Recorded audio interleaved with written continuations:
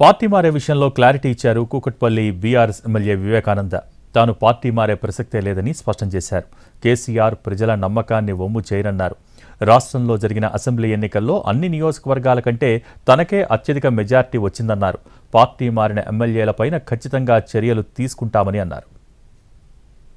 కడియం శ్రీహరి గారిపైనే నేను పిటిషనర్ నేనే వారిని అనర్హులుగా ప్రకటించాలా, వారు ఎలా అయినా పార్టీ మారినారు, రాజ్యాంగం ప్రకారం మనకు ఉన్నటువంటి రూల్స్ అండ్ రెగ్యులేషన్స్ ప్రకారం ఖచ్చితంగా వీరందరూ కూడా అనర్హులే.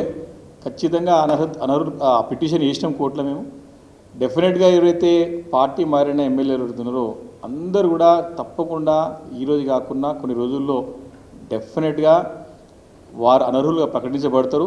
కేసీఆర్ గారి నాయకత్వంలో మరి మొన్న జరిగిన ఎన్నికల్లో తెలంగాణ రాష్ట్రంలోనే 119 నియోజకవర్గాల్లో హైయెస్ట్ మెజారిటీ వచ్చింది. నాకు ప్రజలకి నన్ను గెలిపించిన ప్రజలకి వాళ్ళ పేరు నిలబెట్టే విధంగానే నేను ఉంటా తప్ప వారిని ఇప్పుడు కూడా నేను అపహాస్యం చేయను, అవహేళన చేయను. కేసీఆర్ గారి నాయకత్వంలో బ్రహ్మాండమైన పని 10 సంవత్సరాలు చేసినాం. ఇప్పుడు కూడా ప్రతిపక్ష శాసనసభ్యుడిగా నా పాత్ర నాతో పాటు అనేక మందిని ఖచ్చితంగా పోషిస్తాం, మంచి పాత్ర పోషిస్తాం, ప్రజలకు మేలేటట్టు.